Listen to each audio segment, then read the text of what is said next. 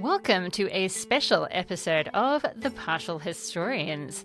Today we are joined by Dr Jane Draycott, who is a historian and archaeologist and currently lecturer in ancient history at the University of Glasgow. Her research interests are extensive and include displays of extraordinary bodies in the ancient world, the depiction of the ancient world in computer games, and domestic medical practice in ancient Rome. In 2023, Dr Draycott published Prosthetics and Assistive Technology in Ancient Greece and Rome with Cambridge University Press.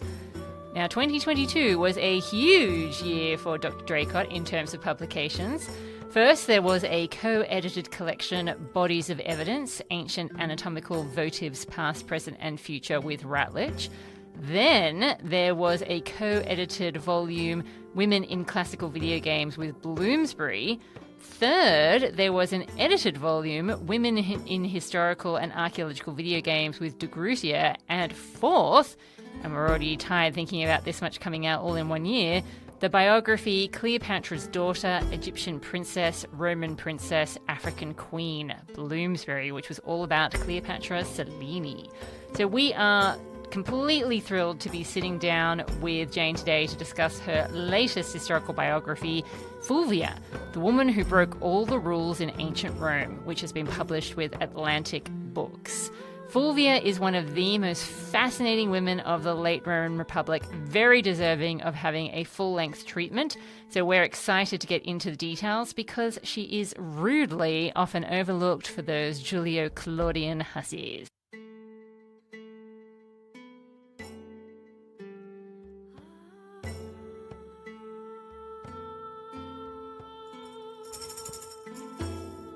Hello and welcome to a brand new special episode of The Partial Historians. I am Dr. G. And I'm Dr. Rad. And we are thrilled today to be sitting down with Jane Draycott to discuss her latest historical biography, Fulvia, the woman who broke all the rules in ancient Rome.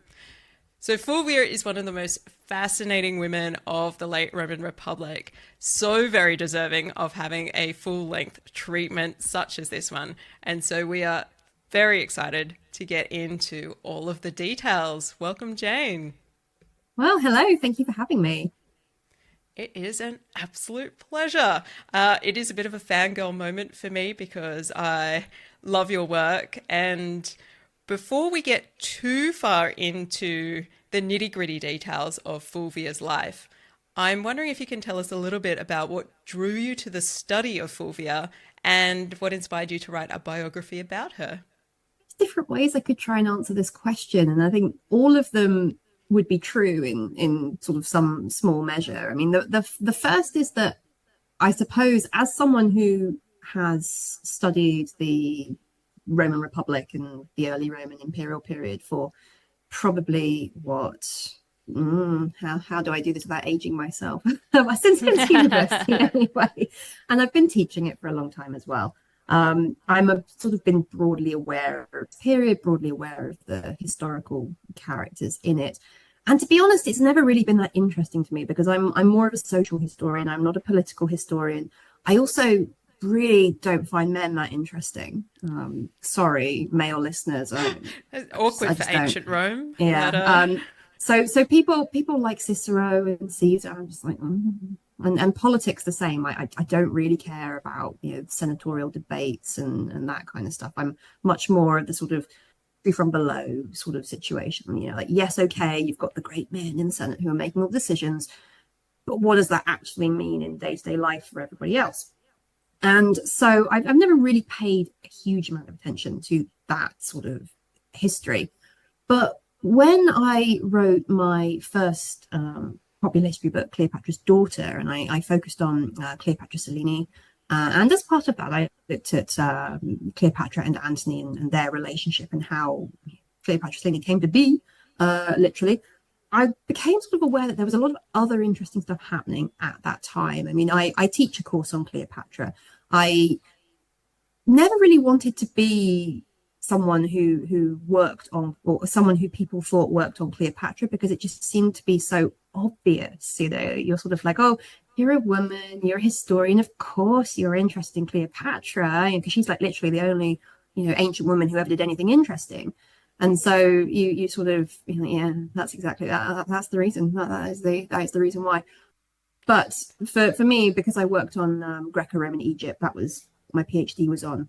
You can't really avoid Cleopatra. You can't really avoid the sort of the end of Ptolemaic Egypt and the start of Roman Egypt and everything that goes along with that. And if you work on the sort of the late Republic, the Augustan Principate, you also can't really ignore Antony and Octavian and the Second Triumvirate and that sort of thing. And so I guess I was looking for ways that I could approach this period from a different angle, an angle that I found personally interesting, because as I said, I don't find men interesting. I certainly don't find like male rivalry, toxic masculinity particularly interesting either. And so Cleopatra Selene was a way in, because she sort of breached Egypt and Rome and North Africa in the end. And there was a sort of a brief period where I touched on Fulvia, because of course Antony was married to Fulvia at the time that he met Cleopatra, and it did play into the Perusian War and the sort of the way that the initial enmity between Antony and Octavian changed into this kind of rather fake bromance with the Pact of Brundisium and the marriage of Antony to Octavian's sister Octavia. And so when I was looking for something to do for my next topic, and I did want to work on something female related, simply because I find women interesting. I think that there is not so much about women, really, Roman women. I mean, if you go into the sort of the bookshop and you look at the shelves of the ancient history section, there is a lot of stuff about politicians like Caesar, military campaigns, about various different wars. And for women, there are some things about the Julio-Claudian empresses and stuff like that. And there's loads about Cleopatra. Inevitably, there's a whole shelf of, there's Tutankhamun and Cleopatra. That is the Egypt section of the popular history bookshelf. That's all you get, people. That's the whole of Egypt.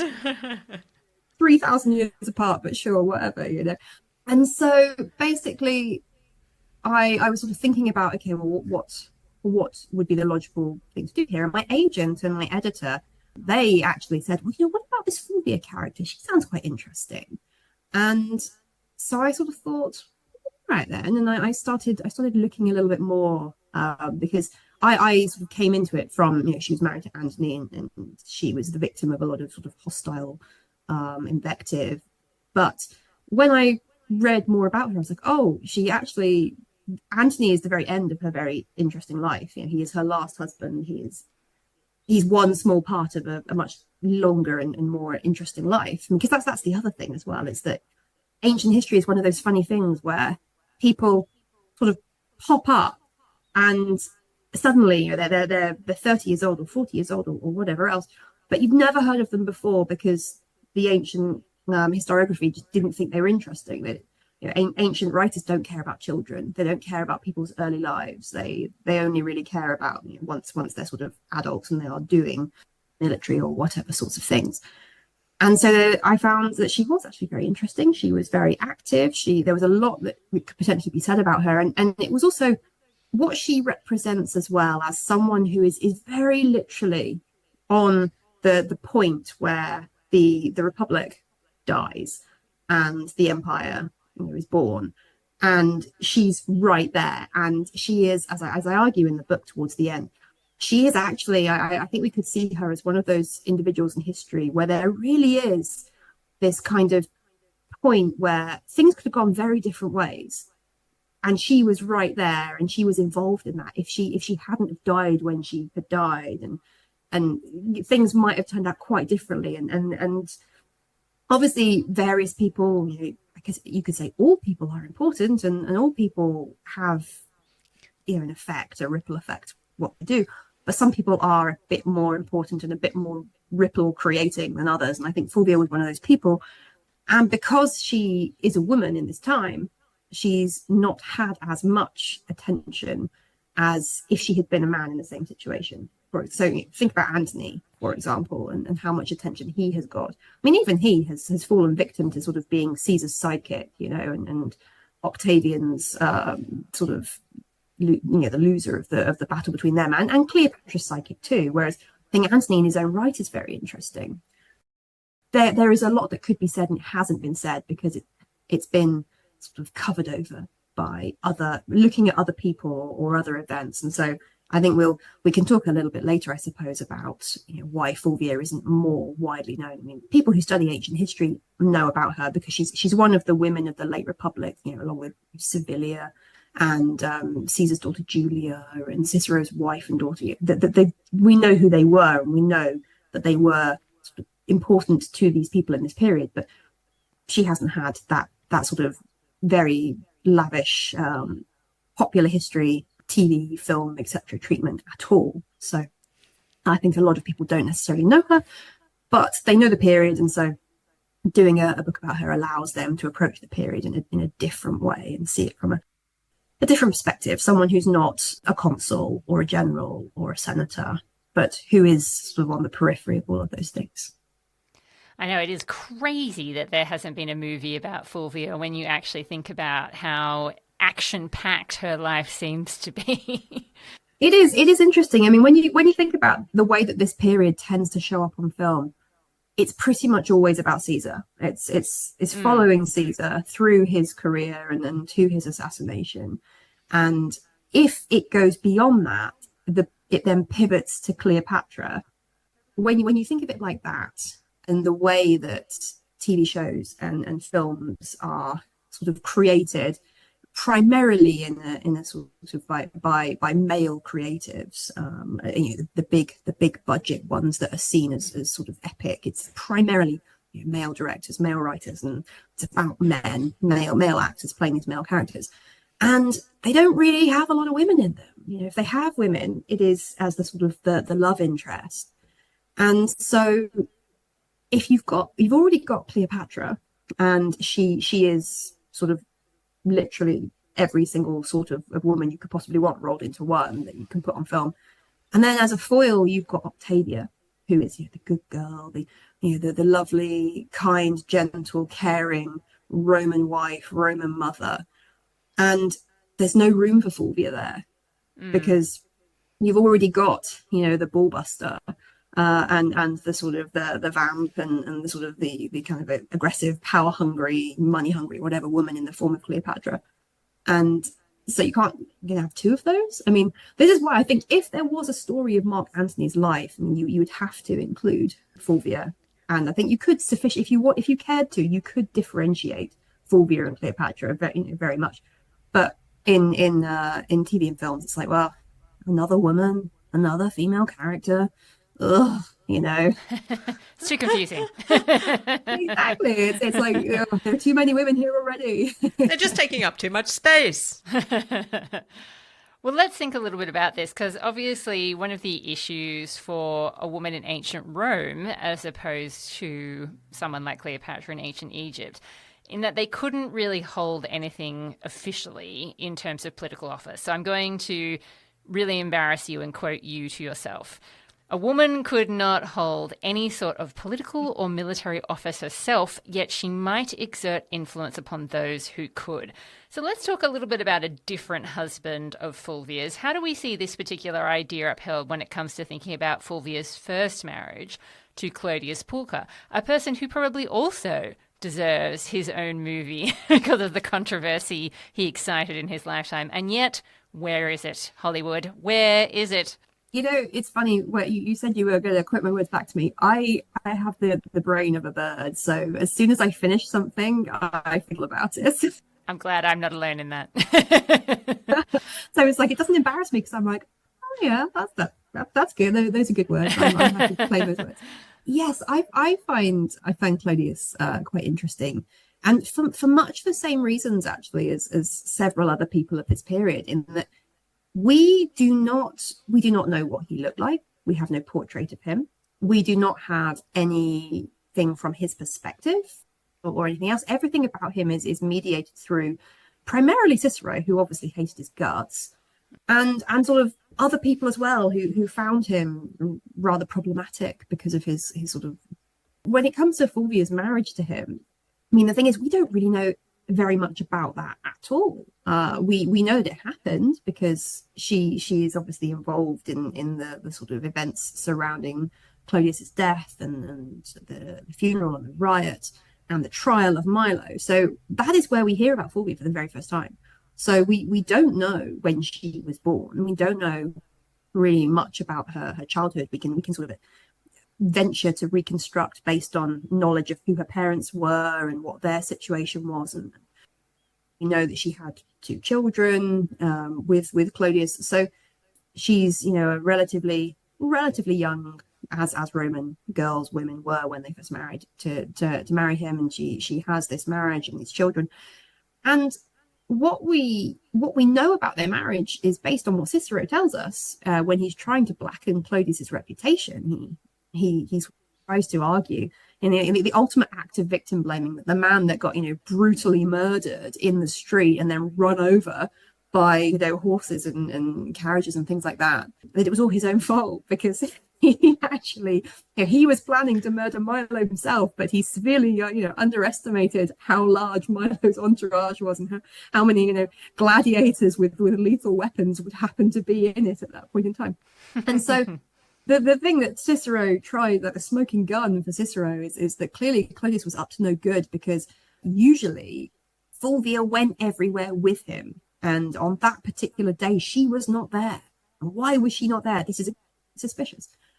And so the interesting thing about that is like, well, I mean, you could say a lot about Cicero's attitude to women, including his own wives, but the idea that it's weird for a Roman man to want to spend time with his wife and you know, gives me goosebumps just thinking about it. What is Roman masculinity? So I think this is interesting for us to think about from Fulvia's introduction to politics. I mean, we know that, you know, her own father was not really a political animal. He had a speech impairment, and so that might have been part of it. He just didn't, you know, he was just rich, and that was fine. Not everybody. I mean, this is the other thing about the Roman Republic. We get this sense that everybody is constantly trying to be the consul, the general.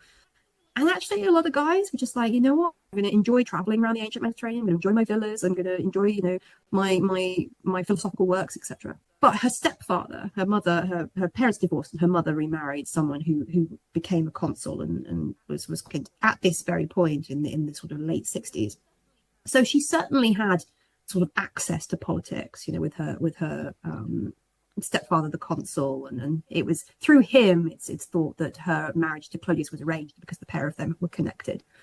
And so I think that there's something there that we can think about, that her marriage, it gives her sort of entree into Roman politics and Roman populist politics. I mean, her 3 husbands are all, we could say, populist politicians. They all hold the office of tribune, so they all have a specific political position.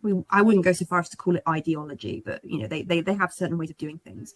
And so she is given, I would see it as a sort of introduction to this world, and this way of potentially attempting to connect with the plebs, the generally ordinary people.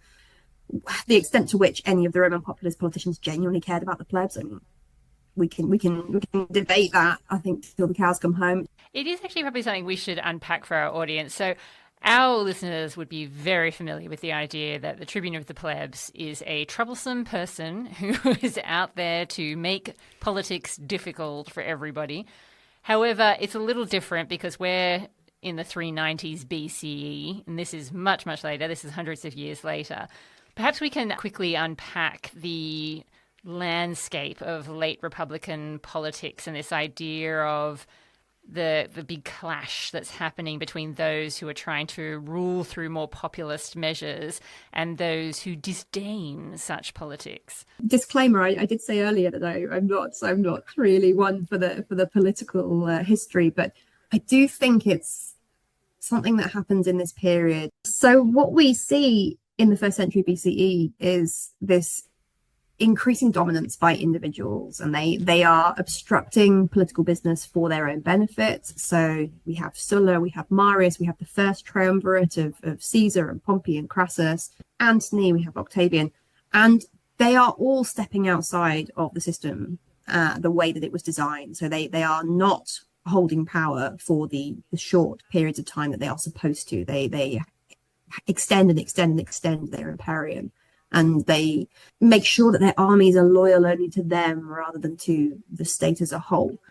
And I mean, I think that I wouldn't go so far as to say it's exactly the same as what's happening today, but you can see why people would become, shall we say, dissatisfied and discontented with the political system, that it is dominated by a handful of extremely wealthy individuals who do not really care about anything except themselves and a sort of limited circle of other people, and are using all the powers they have at their disposal, and these powers are considerable, not to make other people's lives better, but to just enrich themselves, give themselves the best assignments and things like that. So one of the things I find quite interesting about Caesar's assassination is that there was this period where when Caesar came back from Egypt, from the civil wars, there are apparently all these ideas that he had. I think we hear about some of them in Suetonius and Plutarch, but he was going to alter the course of the Tiber, for example.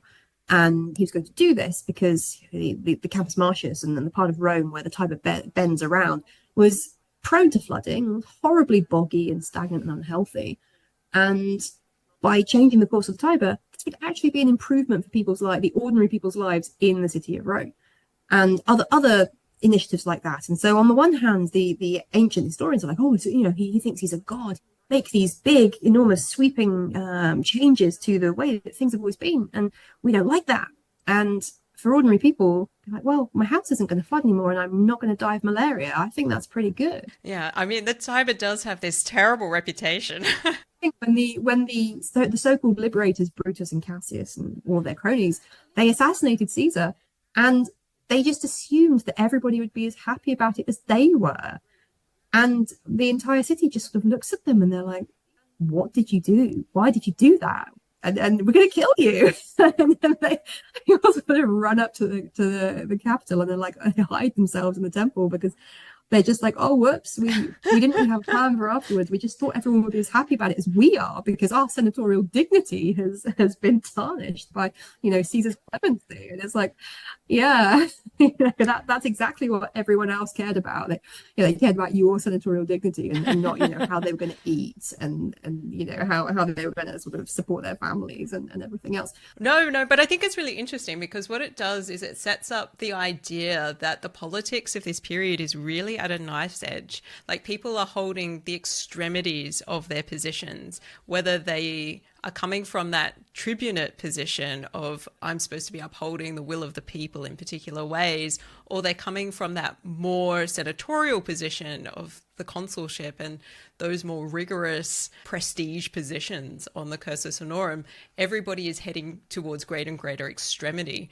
And I think this actually flows in nicely into thinking about Fulvia's reputation, because everybody is so on edge that everybody is willing to take the nth degree in the way that they pursue their opinions about topics and people. And she has an incredible reputation in the ancient sources. So I'm keen to know a little bit more about what are some of the big accusations that are leveled against her. So you've sort of foreshadowed Cicero a little bit, but I'm sure he's not going to be the only one who comes up here. So I think Cicero starts it, to be perfectly honest. I mean, it's interesting the way that when he talks about Fulvia in relation to Clodius, he mentions her a couple of times in a very sort of detached way. He's talking more about Clodius than he is about her. And I think it's interesting that 10 years or so later, when he's talking about her in relation to Antony, he talks about her in a very different way. And how much of that is about Fulvia herself and the way that her behavior has changed. That's probably part of it, is that, back in the day when she was this sort of young, early 20-something widow, there was only so much you could really say about her in public. And then towards the end, when she's sort of a mature woman, mother of 5, and very much involved in political and military business, he can say different things about her. And of course, the standard way that you go about directing sort of negative invective, oratory, etc., towards your enemies is you criticize things like their masculinity. I mean, in some respects, nothing really much has changed. You attack people based on certain characteristics, and one of those characteristics, and this is where Antony gets attacked first over Fulvia, later over Cleopatra. So Cicero, in his Philippics, really, and in some of his letters, I mean, they weren't necessarily widely disseminated at the time, but you get from his letters, this is what he does actually think, what he's talking to his friends about, and he is criticizing the amount that Fulvia is involved in the business of running Rome, because Antony, he is away, he is off doing military things, first in the sort of the triumviral period, when there was the sort of the civil war against the liberators, and then subsequently when he is off in the east sorting out the mess that the civil war left behind there. So he's not there. And so who is running things in his absence? Well, the person who always runs everything in the absence of the paterfamilias, and this is not something new, really. When Cicero was in exile after his consulship, who was running things for him? His wife, Terentia, was running things. She was running her estates, his estates. She was trying to deal with the consequences of his exile. She was trying to arrange marriage for their daughter, etc. And so Fulvia is basically no different to any other Roman senatorial wife, because in this period, wives did not go on campaigns with their husbands. They did not go with them to their provinces when they were being a provincial governor. They stayed at home. And so while they were at home, they were running things in their husband's absence. They were the ones that were seeing the clients and acting as patron and sort of doing that kind of thing.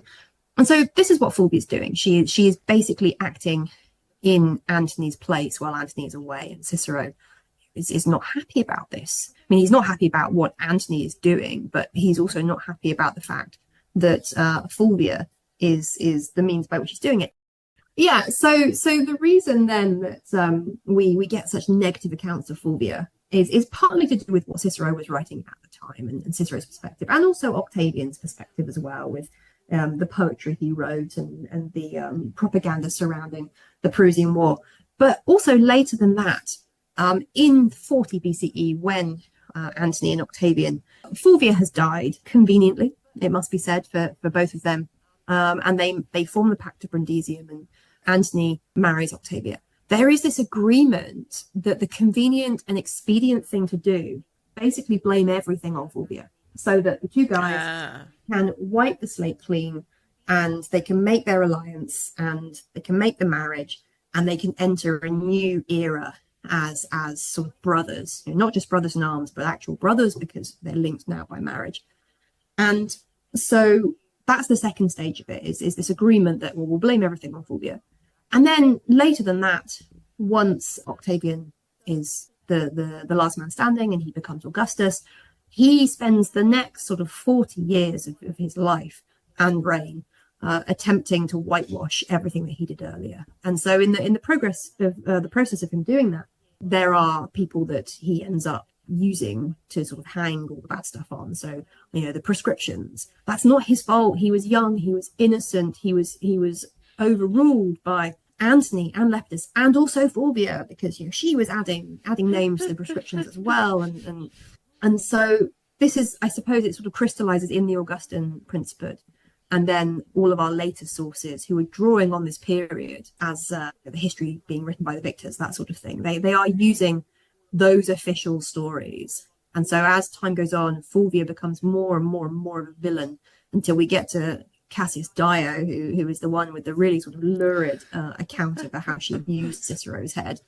And he loves a little bit of color. I mean, his descriptions of Cleopatra lying on her couch and attempting to seduce Octavian by showing him Caesar's love letters and things. The weirdest seduction strategy you can imagine.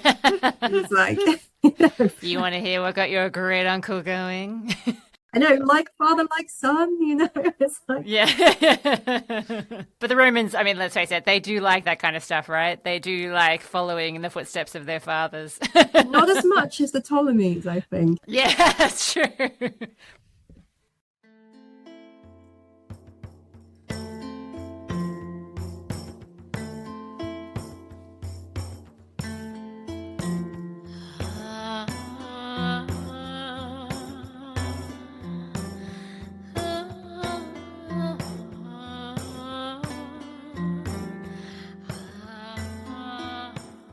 The interesting thing, I suppose, about this late Republican period is that there are quite a few women running around seemingly violating these traditional standards of behaviour, particularly those for women.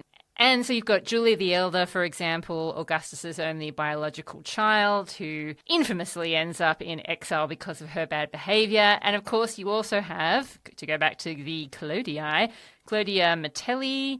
What is it that makes her different from them? Like, how is her behaviour and the way that she breaks the rules different to those sorts of women? In some ways, I don't think it really is. It's that she's unlucky in that she is the one who is held up as the sort of the paragon of bad behaviour, and through her links to Antony.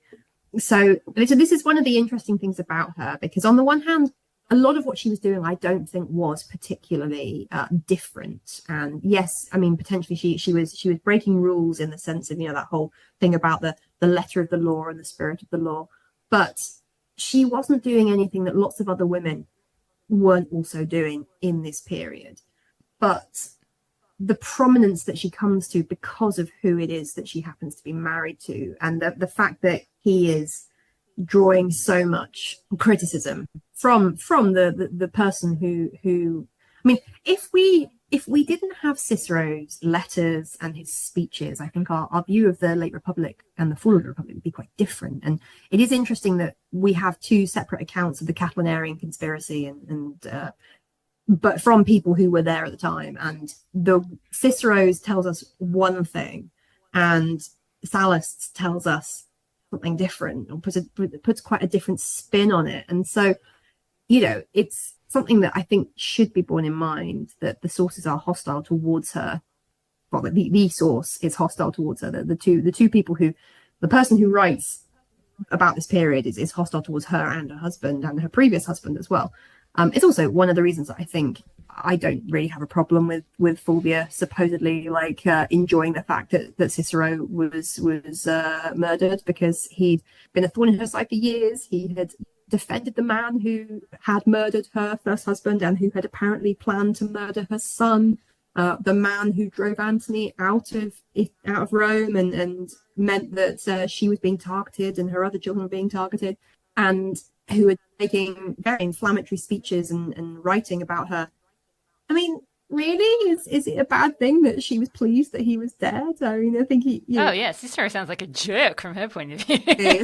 from her perspective, and also remember that Clodia had been her sister-in-law and had probably been someone that because she was older, she was probably someone who she admired and thought was yes, this is the kind of life I want to lead, to be this sort of rich and influential woman with this great life. I want some of that for myself. And so, Cicero wrote the Procailio and destroyed Clodia's reputation. So he had done a lot of wrong to her and the people that she loved.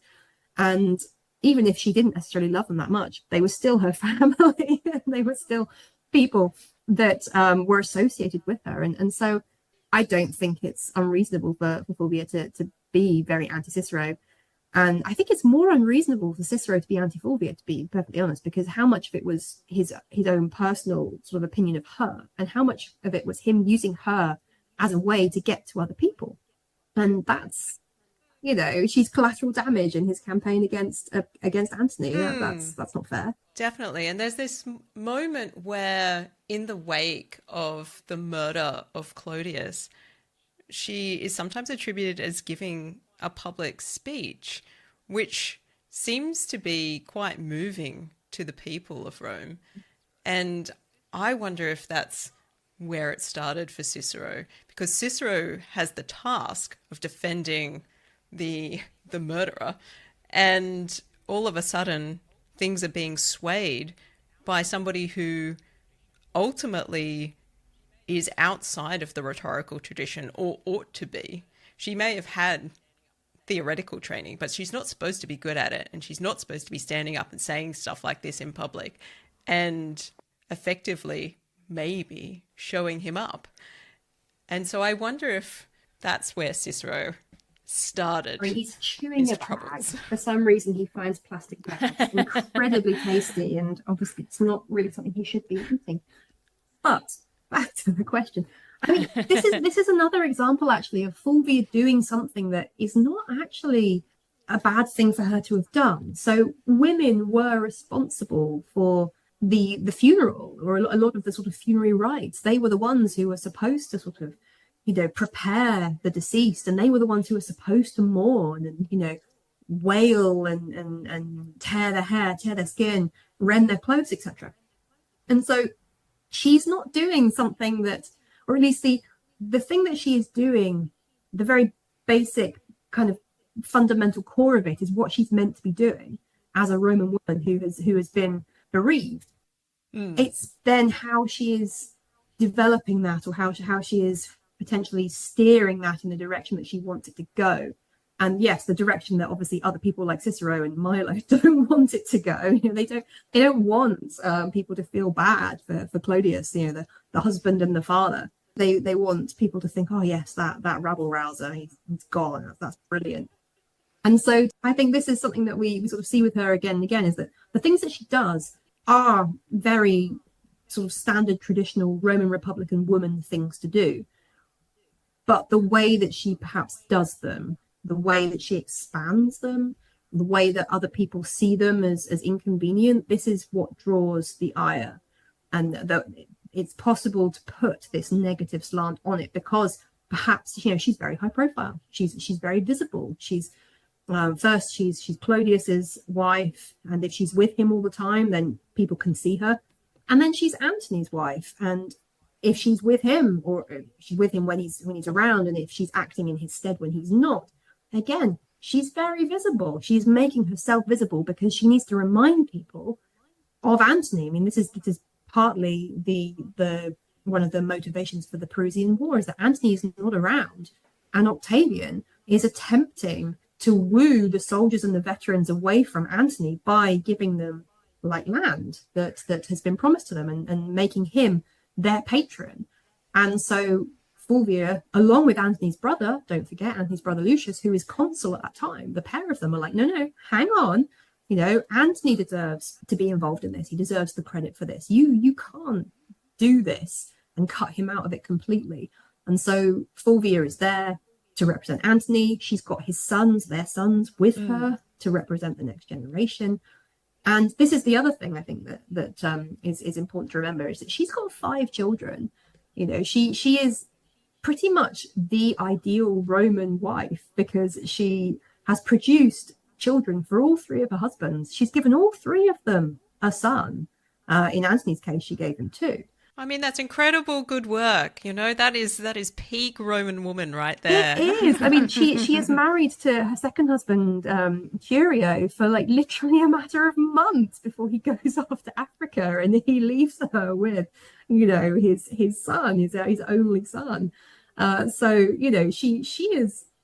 she did better than Livia. She did better than Octavia. Octavia had one boy out of 5 children. Livia had 2 sons with her first husband, but didn't have any children at all with Octavian. So she is actually the kind of woman that Roman women in this period should be aspiring to be, because she's ticking all the boxes. I mean, this is what makes it so funny, really, and so sad that she gets the criticism that she gets, because realistically, she is doing what is expected of a Roman matron, and yet because she's doing it for the wrong people, it becomes something that she loses all of the positives, and the negatives are amplified. It sounds like some people might be jealous and are trying to ruin her reputation. But I think you've touched on the children, and this is a nice lead into thinking about them. What is Fulvia's legacy in terms of her children? Do we know anything about what happened to them? The patchy nature of ancient Roman history is that we don't know very much about people that we really should know about. And so one of the things that we don't tend to know about is what children were doing, what happened to children. And what you end up having to do is, if they don't make it into the sort of literary sources of the period, you end up having to do sort of prosopography with inscriptions and things like that to try and find out what happened to people. And so Fulvia has 5 children. She has a son and a daughter with Clodius, and we know about the son because he is mentioned in the course of the sort of the trial of Milo, because there is this suggestion that Milo, after murdering Clodius, was going to go to the villa and murder the young boy, the young Clodius. Then we hear about him in a letter that Antony sends to Cicero some years later, when Antony's married to Fulvia, and he's young Clodius, or Claudius, and he seems to go by Claudius. He's a stepfather, and he's sort of essentially he's trying to get Cicero to just let it go with his sort of enmity with Clodius, and sort of agree to kind of focus on the next generation. And at this time, Cicero is sort of sucking up to Antony, so he's like, yes, all right then. And then after that, what we hear about just briefly in a later source is that however much promise he had as a young man, he basically goes off the rails and sort of eats himself to death and falls into a life of dissipation. We have his funerary urn with his sort of epitaph on it, and that allows us to sort of reconstruct his political career. So he has the standard cursus honorum political career, but because he's having it under the Augustan Principate, where everybody's focused on the imperial family, we just don't really hear anything about it. So he has what seems to be a sort of a normal senatorial life in this period, and that's basically it. Her daughter, Claudia, after she's divorced by Octavian, we don't hear anything about her again. And so possibly she died, possibly she remarried and just had, again, the standard sort of Roman life of marriage, children, etc. With the 3 younger boys, that's where things I think are really sad. And this is one of the things that doesn't get so much attention. So young Curio, he goes to Egypt with Antony and Fulvia's oldest son, Antyllus. So clearly Antony has been this boy's father. He's been married to Fulvia since he was a baby. He was one of Curio's closest friends. So I think it's quite nice that Antony sort of stepped in and married Fulvia and sort of took on her 3 prior children. But this is very bad for this young man, because he is around 18 when the invasion of Egypt happens, and Octavian murders him. He comes to a sticky end because of who his stepfather and his mother are. The same thing happens to Antyllus. Antyllus is murdered, and he is even younger. He's 16 or so when he's murdered in Egypt. So that's 2 of Fulvia's sons gone at around about the same time. Antyllus gets more attention because he's included in the Plutarch's Life of Antony, which is where we get most of our details of the end of this period in Egypt from. And then Curio is just mentioned briefly in a different source. And then the one that everybody I think knows the most about is Iulus, the youngest, and he is raised by Octavia. So he is only a toddler perhaps when Fulvia dies in 40, and so he ends up going into Octavia's household during her marriage to Antony, and so he probably didn't have any memories of his father, or very, very few memories of his father, because Antony spent most of his the next sort of 10 years between the marriage to Octavia and his death off in Egypt or off in the east, or trying to campaign against Parthia. So Iulus doesn't really have any memories of his mother or his father. He's been raised by Octavia. And he, again, like his oldest brother, Publius Claudius Pulcher, he goes up the cursus honorum. He reaches the point of consul. He's never allowed to command an army or govern a province. He's kept very close to Augustus in Rome. And then he gets tangled up with Julia and her intrigues and her adulteries, and he is forced to fall on his sword over that. And so, except for, well, we don't know what happened to Claudia, the daughter, but the 4 boys all come to quite sad, pathetic ends in one way or another. And three of them die by violence at the hands or sort of indirectly at the hands of Octavian or Augustus. And so I don't know how much of that we can attribute to his feelings about Fulvia. He doesn't seem to have liked her very much, his poetry on the subject and the way that he campaigns against her in the Prussian War. That seems to imply that he's quite anti-Fulvia, I mean, possibly because she represents all the things about women that he really doesn't like.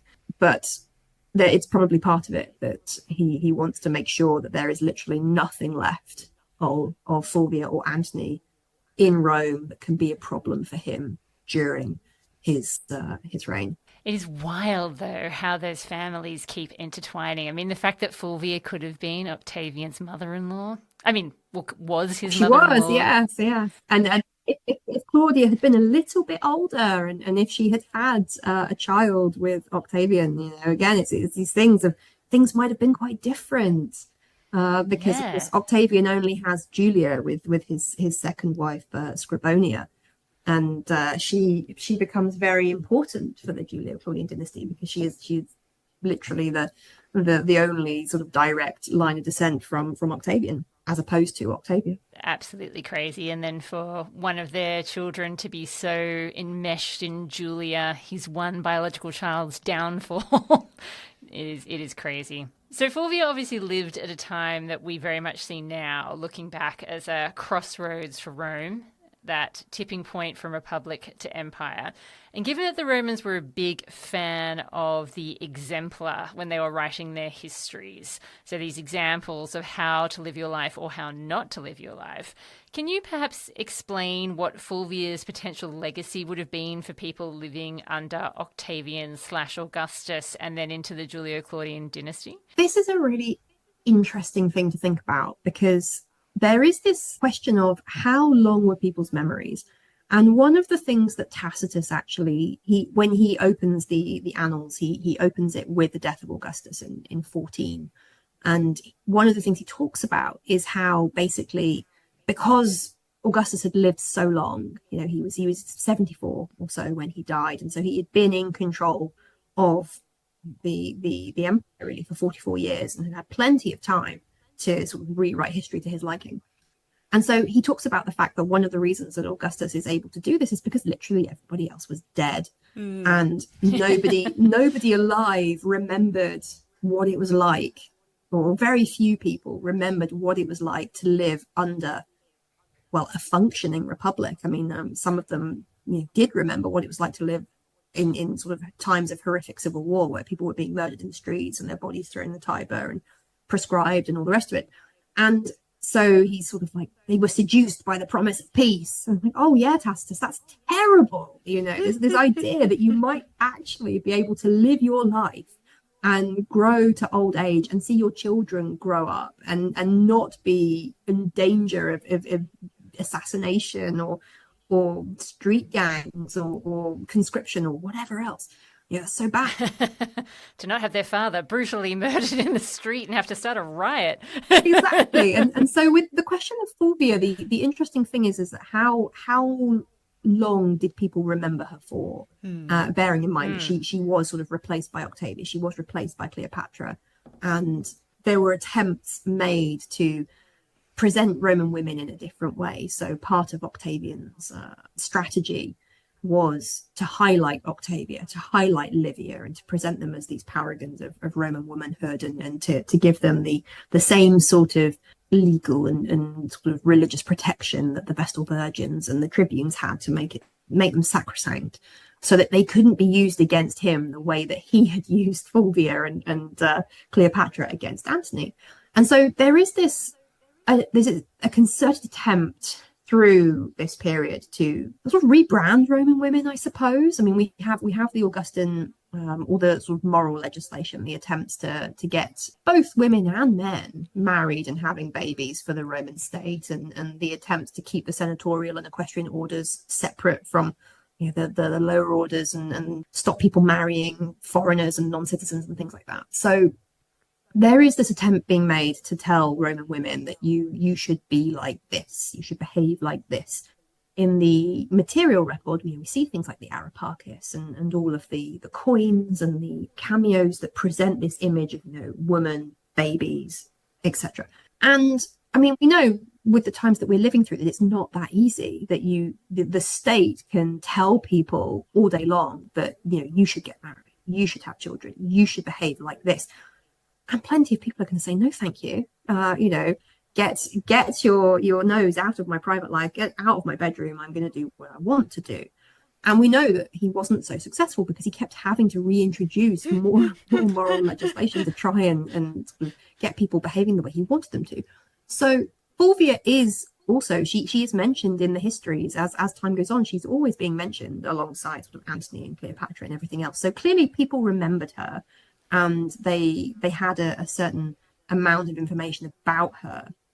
And the thing that I think is really thought-provoking is the way that the women of the imperial family behave in the sort of the next few decades. So you have Octavia and Livia, for example, who are trying very hard to be as public as they can be, but in very sort of specific ways. They're presenting themselves as wives and mothers, and they're quite successful at that.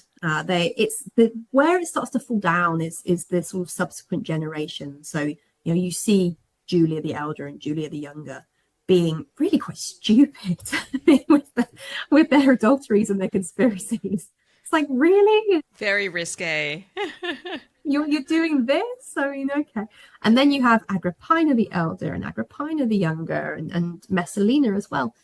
And there are elements of the things that they do, the accusations made against them, the allegations about their behavior, these are quite similar to Fulvia. You have this. So Agrippina and Messalina are both accused of having people killed so that they can seize their property. So this seems to be this sort of standard accusation against women, that women are greedy and they covet things that they've got no business coveting, and good men find themselves coming to bad ends because these women want their villas and want their gardens. I mean, it's funny, really, because one of the things I think is quite amusing about Fulvia is that she's never accused of wanting, jewelry and pretty dresses and all the stuff that women are supposed to want. She's accused of wanting money and property and power and diplomatic, advantage and things, which I think is great. Which is similar to Agrippina, isn't it? Because when Nero tries to bribe her with dresses, she's like, no, thank you. Not my flavor, actually. And I mean, that in itself gives us a perspective on Roman women that we, all of the sort of the sumptuary legislation and things like that, and all the writing about the cosmetics and the perfume and the silk and the things that women are spending their husband's money on. And it's like, well, clearly, some women, maybe not all women, some women were like, I've got my own jewelry and my own silk, my own cosmetics, thanks. I want some other stuff. I want the stuff that actually matters. But yeah, so, and we see with Agrippina the elder, her involvement in Germanicus's military campaigns, the fact that she goes with him, the fact that she uses their marriage and their children in the camp and is able to transfer some of the troops' loyalty from Germanicus to her and to her children, particularly Caligula, who would, of course, grow up to sort of try and take advantage of that. And so is this all coincidental? Are these women just doing this stuff with no knowledge of Fulvia or no interest in Fulvia? Or was there a sort of a slightly more calculated approach to it, that just as I said earlier, she was actually a pretty good Roman wife and mother. She was doing the things that Roman wives and mothers are expected to do. And so were women looking to her and thinking, oh yes, I will do some of that. But then they too found that there is clearly a very fine, almost invisible line as to what it's okay to do and what it's not okay to do. And especially for high profile women who are very visible to members of the public, like the imperial family, they seem to have difficulty. I mean, Livia has difficulty. It's one thing during the reign of Augustus, she seems to get away with literally everything that she wants to do. But when it comes to the reign of Tiberius, he is like, no, mother, go away. I'm a 50-year-old man. I'm not having you telling me what to do. I don't get involved in my reign. And he he does very much try and put the brakes on everything that Augustus had apparently been happy enough with her doing. And so, yeah, when women can go so far, but when they reach that invisible fine line, well, it seems like the fine line might just be being on the more powerful side, essentially, because what Agrippina the Elder is doing is actually very similar to what Fulvia is doing, as you say. And for both of them, it works out quite differently because one is in the imperial family at that stage, and obviously they're holding all of the cards, and Fulvia is not. Tiberius is not happy about Agrippina the Elder either. I mean, he is very angry about her behavior and is treats her very brutally after the death of Germanicus. So she is sort of, she manages for a little while Germanicus is alive, she manages to sort of thread this needle, but once he's gone and she's lost her male protector, then it is a different matter. She is much more vulnerable. He refuses to allow her to remarry because he doesn't want any more influential men or any more imperial babies. And this is something that Fulvia, I mean, she had experienced the death of two husbands that left her vulnerable, but she always had another husband that she could then turn to protect her. And the same thing with Livia, for example. She is protected during the life of her husband, but then once her husband is gone, she has lost her plausible deniability, I suppose you could say. As long as your husband is letting you do things, it's fine. But then as soon as he's gone and he's not doing it, other people have got things they want to say about it. Even your son, your horrible son. Oh dear. It's really interesting to think about, isn't it? This whole period is just such a fascinating moment in Rome's history, and we're so lucky to have so many sources. I think this is part of how we get to that sense of it being interesting, because I'm sure every period of history has the capacity to be as interesting, and it's just we're lacking source material. But we're not looking at the right direction either. We're not looking at the right people. I mean, one of the things that, and I didn't think this initially when I was researching Fulvia and I was writing the book. By the end of it, I came to realize that one of the sort of the really interesting things about her is how important she was in the sense of what happened when she was no longer around. It's like you don't necessarily realize that someone is the linchpin of your social group until they're not there anymore, and then suddenly no one's getting together, nothing's happening, and you're like, oh, I didn't realize that person was the heart of the group, but they clearly are, because without them we're terrible. But with Fulvia, I think the really interesting thing to think about is if she hadn't died in 40 when she did, I think Roman history would have been quite different. It is so frustrating that she died at that moment. It's not that she was one of these sort of quite dynamic mover and shaker type people, but it was as much where she was situated and all of her connections that was part of that. And so if she hadn't died in 40, let's assume that she had stayed married to Antony. And even if she hadn't stayed married to Antony, she was still the mother of his children and the mother of his political heirs in Rome. And so while he was away in the 30s in Parthia, or attempting to take war to Parthia and in Egypt and everything else, he didn't have anyone protecting him in Rome anymore. His brother Lucius had gone to Spain and seems to have just died because he's not really featured again after the Perusian War. And so Fulvia was not in Rome on the spot to protect him. And so Octavian is able to completely demolish his reputation and do things like the will that may or may not have been fake that he opens and says, oh, Antony wants to be, he wants to move Rome to Egypt, he wants to be buried with Cleopatra, he wants to leave all of his money, etc., to his Egyptian children, and so on and so forth.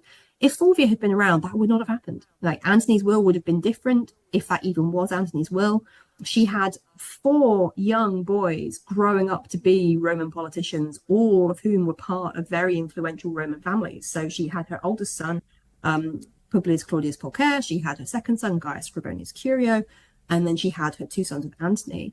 And so those 4 boys growing up would have been able to basically take control of the Senate and have a lot to say in Antony's defense in Rome. They would have been able to run things to Antony's advantage. And then at the same time, if Antony had been able to put all of his Eastern children into the positions that he and Cleopatra had planned for them. He had his eldest child, Antonia, was already married into an Eastern royal family, and those four children sort of ruling different parts of the Near East, with Fulvia's four sons ruling the Roman West. I mean, that's the thing that I think is really interesting in what the world would have looked like. And when people try and speculate on what would have happened if Antony and Cleopatra had won the Battle of Actium, how would history have looked different? They never think about that. They think more in the sense of, oh, Antony's in Egypt and the Roman Empire moves its focus to the east and things like that. And it's like, yes, but think about what's going on, what would be going on in Rome at that point. And Antony would dominate Rome as well in the traditional Roman way. It wouldn't have been, oh, Rome would become Egyptian and go Eastern. There would have been highly placed Romans in the Roman political system, making sure that Rome sort of ticked over as well. And that is something that, because I hadn't really thought about that until I came to the end of writing the book, and I was like, oh my God, this is really potentially sort of this fascinating sort of counterfactual history element of it. And of course, the Julio-Claudian dynasty, as we know it, would not have existed, because Octavia's daughters, Antonia Major and Minor, would never have been born. And therefore, the only thing Augustus really had going for him without his Julia and her children with Marcellus or Agrippa. And well, the three boys die young, and the girls have troubles of their own. So the Julio-Claudian dynasty would have been very different as well, assuming it had even come to be. So Fulvia is the sort of at the center of this very interesting sort of complex network of cause and effect. And if you take her away or you put her back in, it really is, these are turning points for world history. Absolutely. Octavia obviously has completely conflicted loyalties between Antony and Octavian in that decade. She's hardly going to do the same sort of job that Fulvia would have done if she had lived and remained his wife. And she does try, and then she does apparently voice, that it's very hard to be the wife of one imperator and the sister of another imperator. It's like, oh yeah, Crimea River, Octavia. But I mean, she does try. She tries to support Antony as much as she can. Totally. But that's exactly it. It's still not the same, because Fulvia just doesn't have that, that obligation to Octavian at all, in spite of their brief familial relationship. He might have been quite keen to remarry her daughter under those circumstances. Exactly, and if he'd done that, then Julia wouldn't have been born, and potentially he'd have had other. So yes, it's for people who dismiss Roman women as not being important because they don't hold the political or military offices, and then why do we need women's history? And it's just woke nonsense, etc. Well, individual women can actually be quite significant, whether it's because of the things that they say and do, or whether it's simply because of the person that they are and the position that they're in. They can have quite far-reaching effects on things, and so that's another reason, I suppose, why I wanted to sort of write this book and write books like this that sort of put the women back in, because women are 50% or slightly more of the population, and this all of our important family period. I mean, once sitting down and trying to work out Roman prosopography in this period, oh my God, it brings on a migraine. But once you start doing that, you realize marriage was really important. And we hear about the men because it's the men that have the public facing life and the literary and material and documentary evidence for them. But they are marrying women from other families, and they are creating links. And when you think about it, once you've traced all the family trees, you realize that the fall of the Republic was basically an extended family squabble. It does increasingly feel that way, especially when you consider that, as you pointed out, Antony's children with Octavia become key players and makers of the Julio-Claudian dynasty, Antonia, Major, and Minor. Without them, you don't have half the members of the Julio-Claudian family. But even beyond that, outside of our specific sort of Fulvia, Antony, Octavian sort of situation, Fulvia was related to Caesar through marriage. you have families like she was related to the Clodii by marriage, and they were related. They were all married to the girls were all married to important members of individual families and things. So really, what we're seeing in the Roman Republic, because the Roman senatorial class is so basically incestuous. I mean, they're all marrying each other. Cousins are marrying second cousins, and so on and so forth. So they are fighting amongst themselves and their own families and their own extended families, and it's almost like, those situations where at the reading of the will, all of the descendants start fighting over who gets the biggest share of it. And that is basically what the fall of the Republic is. It's all these related people, related by blood, related by marriage, fighting over who gets to have the biggest share. And they're not very good at sharing. It's a zero-sum game where one person has to come out on top, and that means everybody else has to lose. And that's why we find ourselves in this situation. Roman history summed up so well. Yeah, the Romans not very good at sharing. Not very good at sharing and ruining everything in the process. Just like any elite, really, if we think about it, any modern country, they're sucking up all of the money and all of the resources, and they're wondering why all of the sort of people beneath them are getting progressively more annoyed about it. Well, thank you, Jane, so much for coming on the show. It has been excellent to have a good old chat about Fulvia, the late Republic, how all of these pieces might be fitting together with what's going on with women. Where are they? What are they up to? And how is this influencing the very nature of history itself?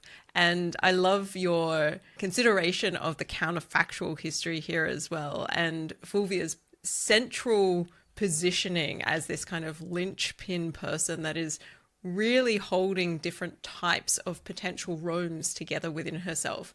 So the way she decides to act is pivotal, not just for her, but for everything that it influences. The moment of her death is obviously pivotal as well, as you've noted. And I would encourage anybody who is interested to seek out your book and to delve into the details even further. So thank you so much for your time. Thank you for having me. And clearly we're sending out the message to Hollywood that it's a mystery that Fulvia has been so overlooked in popular culture, given her importance as demonstrated by this chat. Yes, because what Hollywood is doing currently is greenlighting lots of stories about complex women and other overlooked minorities.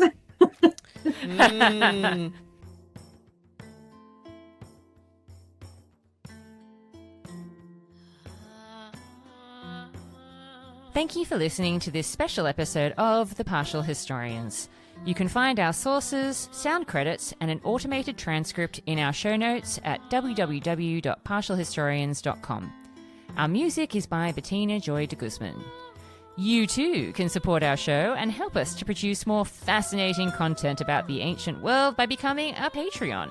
In return, you receive exclusive early access to our special episodes, just like this one. However, if you lost all your money betting on a chariot race, please just tell someone about the show or give us a 5-star review. Until next time, we are yours in ancient Rome.